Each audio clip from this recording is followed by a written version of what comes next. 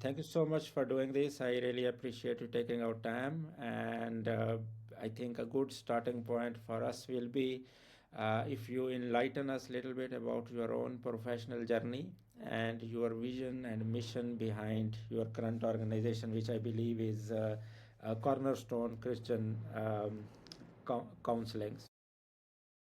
Stage is yours. Yeah, yeah, sure. So we started Cornerstone back in 2009, and the vision was actually to create a counseling center that was both biblically sound and clinically excellent, meaning it has the integration of faith and from a Christian worldview. And then it had also, it was informed by clinically excellent research. And so our clinicians needed to be trained in how to walk people through faith questions, spiritual questions, the incorporating of faith into their lives, and how does religion influence their lives, but also be experts in the latest in research and mental health and relational dynamics and what helps people to change, especially work through the hurts and habits and traumas that keep them from becoming the fullest version of themselves. We were really driven by, there's actually a verse in scripture that where Jesus said, the thief, and he was talking about Satan, he says, the thief comes to steal and kill and destroy. I came that they may have life and life to the full. And we want this for everyone, and we know that he wants this for everyone. But these things, there are a lot of things in our past and in our present, really, that are keeping us from experiencing that life to the full. And we want to be a part of helping him um, bring about the life to the full that he wants to give us all. So we started this in 2009, and actually the vision was lighthouses. It was really strange, lighthouses that surrounded a metropolitan area, and the lighthouses were basically buildings that were staffed by people that could shine the light of Jesus and love people, and were then basically beacons for people to come and receive the services that could actually change their lives. And so that was the vision, and then we just figured out how to make it happen. Um, I I started this as a marriage and family therapist. That's my training. I have a master's in marriage and family therapy. I don't have a degree in business or an MBA or any of that.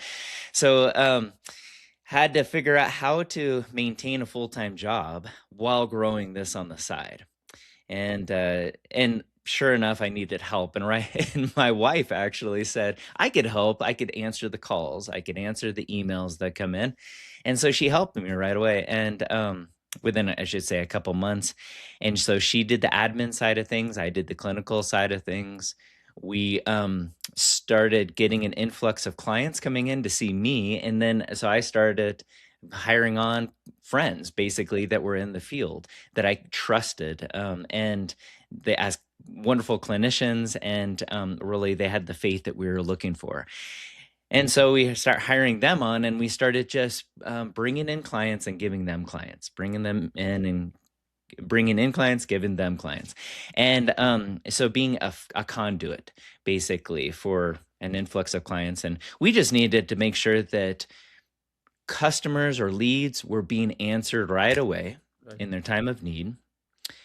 And because that was one of the things actually the counseling agency or that counselors weren't doing. They were oftentimes in sessions with clients themselves, and so they didn't have the space to do that. So we saw that as problem number one that needed to be solved. And so my wife Angie was on top of that, and then we needed to also ensure that therapists were guided through the process of really not just or of the things that surround counseling, which are really taking care of the lead that came in, calling people back, making sure that they are able to have.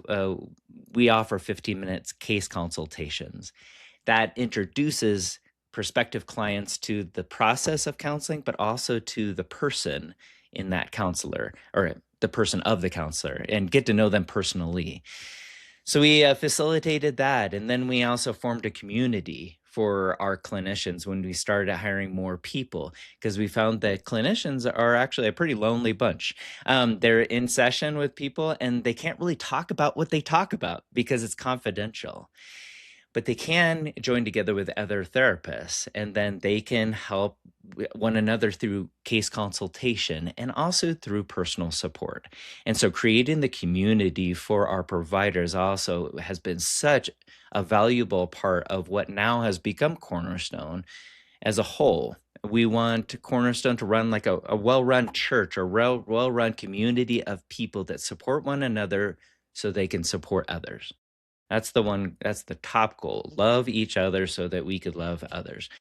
And then we provide all the business stuff for them. We do all the marketing Mhm. from lead generation all the way to pairing them up with the best therapist possible to meet that client's needs through our wonderful team of admins, and then ensuring that they are then supported, those therapists are supported with clinical supervision. And again, the community that supports them individually so that the client receives the best care from the healthiest therapist. And then they eventually reach their goals. And then the process continues over because then that satisfied client then, of course, refers their friends. And that's how it all works nowadays. Yeah. When it works ideally, Yes. I should say. But it has taken you hard work of many years. So when you mentioned you started in like mm, 15, 16 years ago, almost 16 years ago, and I was thinking that you have gone through many challenging phases, and COVID is one of those because COVID definitely redefined a lot of business models, and that's where virtual care started to come in play, and many businesses moved to virtual care. And while we talk to a lot of mental health CEOs, and there are two school of thought. One school of thought is still not very much comfortable with virtual care or using technology because of course it comes with certain privacy and security concerns. And then there is also school of thought that has started to trust technology more and more, and they are of course taking the right security and privacy measures, but they are using technology quite extensively. So in your journey of starting it, then running through the COVID time, and then where we are right now, if you have to explain your technological landscape in terms of adoptions of tool, how does it look like?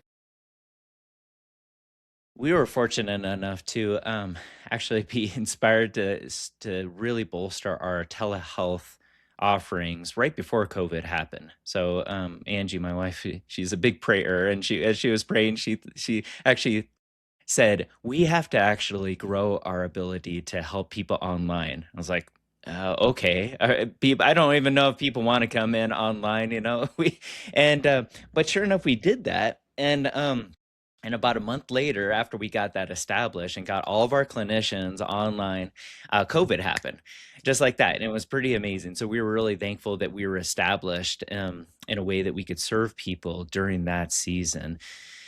And it was a huge shift. I mean, probably it started off with 10% of our clientele were seeing us online before COVID, and then it shifted to 90%. Almost 100%, I should say. Some people are like, "I'm gonna come on in." And we had to do also the mask protocol, all that stuff that we all know and we don't want to remember. But we are able to just roll with that as well, and meet with people as needed. And then and we learned a lot from that. We learned that actually the technology can really facilitate human to human connection and foster it. But there are also limitations inherent within this platform.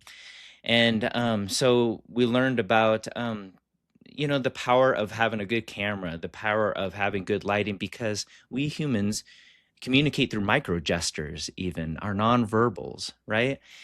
And we need to be able to see that really clearly. We need to see our clients need to see us because clients need to feel heard. That's one of the most important things, right? So as we grew our technology, we realized, okay, that we're going to improve not just aesthetics, but connections. And we had to actually hire on a systems person on our team who actually focuses on our technology. And because that was such a valuable aspect of what we do, just as important now as the way we set up our offices. This is our virtual office, right? So from that, then that made us also focus on other aspects of technology that we needed to bolster. That was like communications through email, increase email marketing and communications, texting then, and creating HIPAA compliant ways of doing those things. And we tried to even update our electronic health records to be more helpful in that process. And all these things are kind of like a two-step forward, one-step back thing, and iterations and attempts. So, and now we're actually looking into app development and what sort of apps and technology can actually facilitate human change, the process of change throughout a client's episode of care, from the time they come in to the time they leave. Of course, they want to grow, they want to heal during that time. And so, what are the um, tools and what is the technology that can foster greater human change while also maintaining the human connection that is so valuable? That's a really good vision. I believe so, because in this way, if you will be using technology to improve the care, and of course, as part of this, I think probably a lot of patients, they also need better visibility into their improvements as well, because I think this happens that with the passage of time, typically it's patients start to lose track of the percentage of improvements they have accomplished.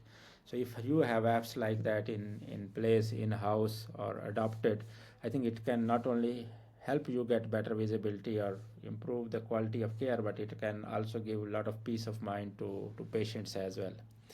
So in this journey, so what is your thought process? Are you looking to adopt any softwares or applications or tools that are already available in the market, or you think that you have to start building some from scratch based on your own customized needs? Yeah. Um, Both. Well, we're investigating both, I should say. If there was a turnkey product that we could use, we'd be happy to use that. But what we are finding is that we're talking with developers even right now to actually create products that help to facilitate the steady, intentional um, I guess, focus and practice that a client needs to engage in order to actually foster growth. And so they say that 80% of change happens outside of the therapy room, Right. in between sessions. And so we as therapists have like 15 minutes or maybe an hour and a half with a client at a time. And that is intense focus and listening and processing all of that within that time, and it's really valuable. And then the client, of course, leaves and comes back next week.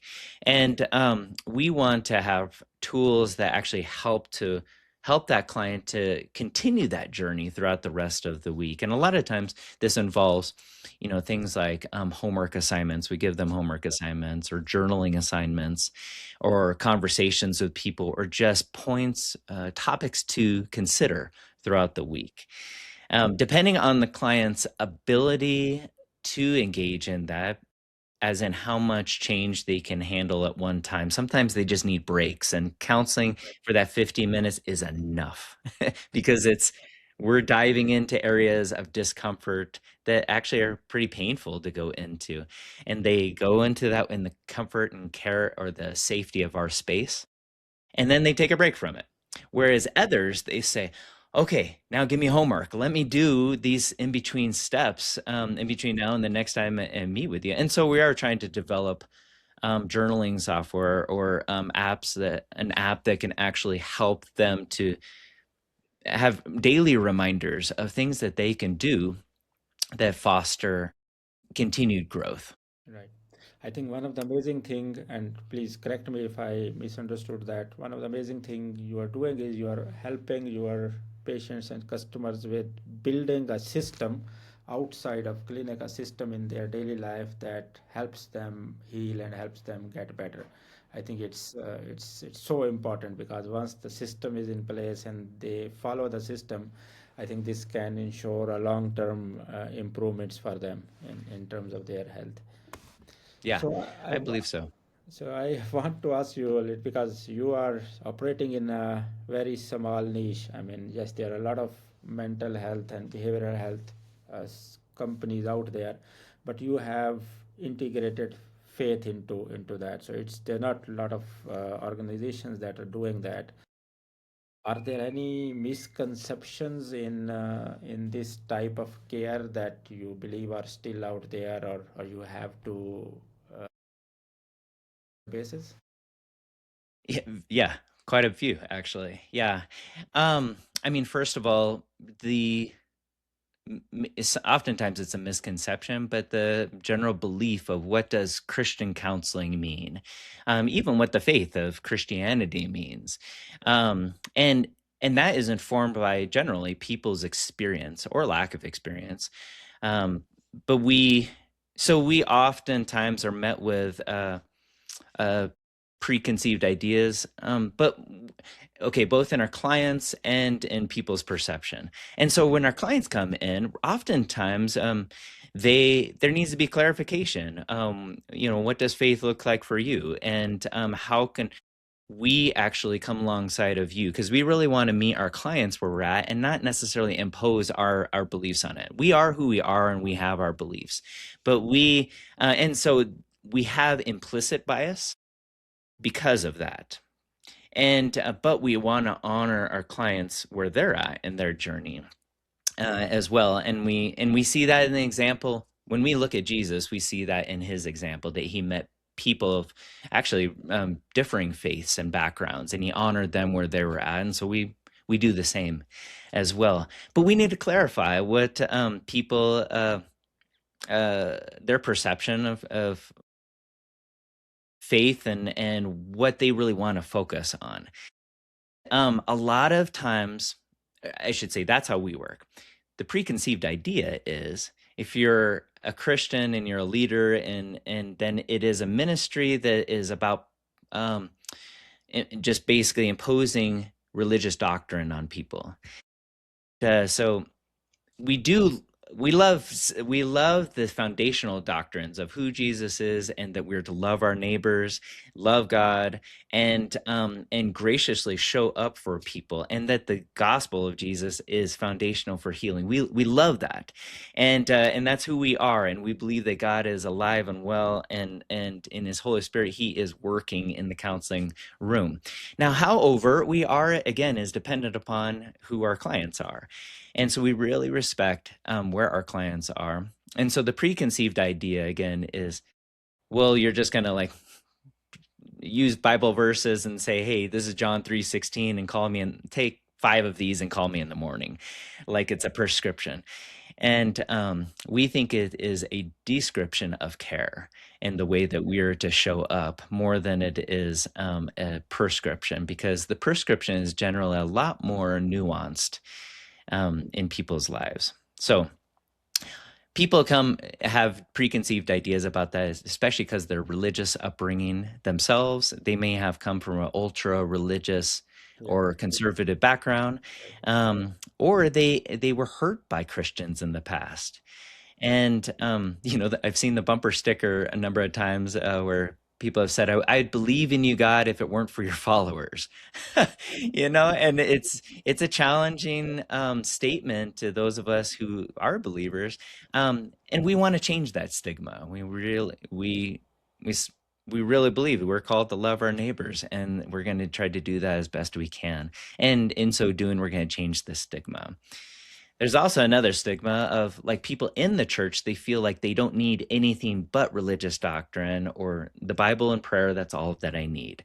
And anything related to like counseling or sometimes medicine, even they say, I don't need any of that. God will heal me. And yet like even in scripture it says that where there is abundance of counselors there is victory. Or like in the early church they actually came to the church leaders to receive the best medical care for them, which was like the use of wine. It talks about that for the stomach, which, or like applying oils. Like they didn't have a lot of medicine medical interventions, but what they did have they used. And so we're all for the best that medicine can provide and the best that counseling can provide. And that is not to replace God and his work in somebody's life, it is to facilitate it. Absolutely. Thank you. Thank you for sharing this insight and wisdom. And I realize that you are one of those leaders who probably wear a lot of hats on a single day in order to run your business. You are a clinician, you are also a co-founder and CEO. So, what part of your job you enjoy most, clinician or um, a CEO? That's a really good question. It depends on the day.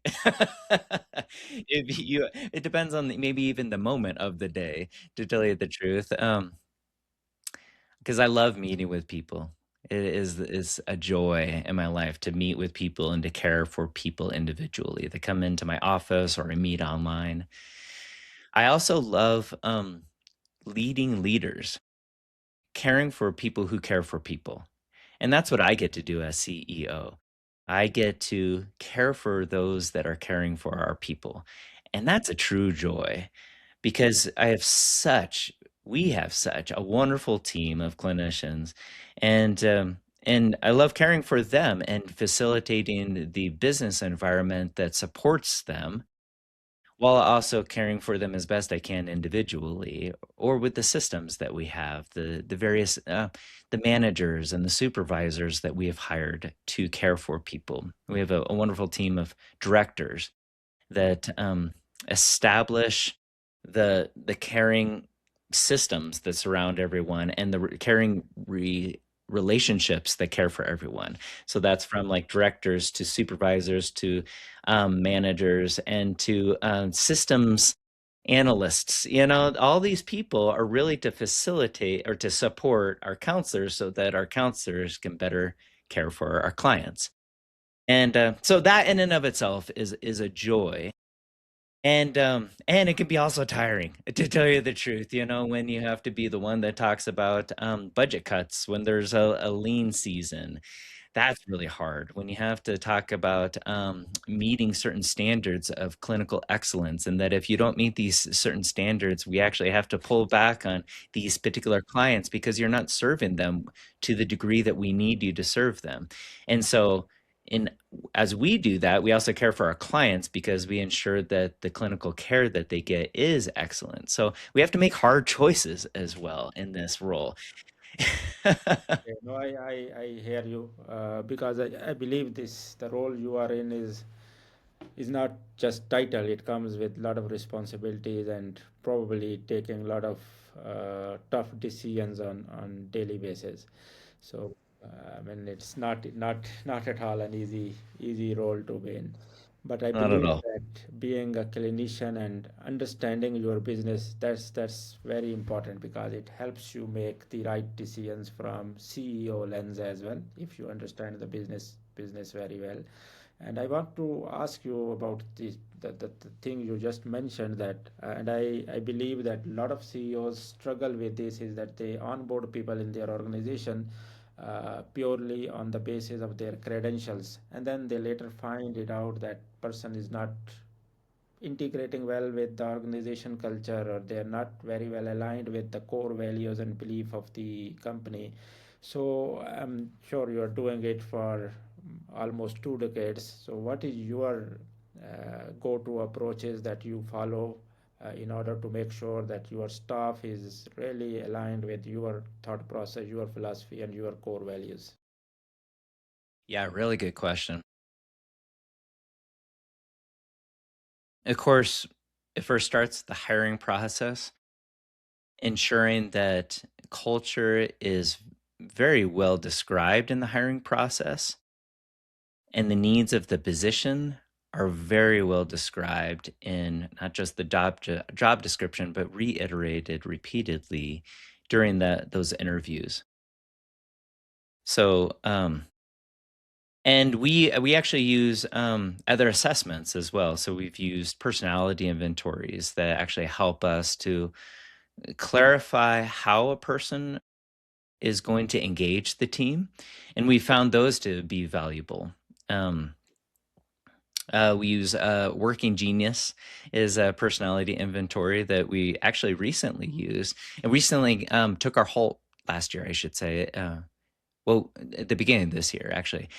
But we started studying it last year, and it's a wonderful it's a personality inventory of sorts, but it helps one.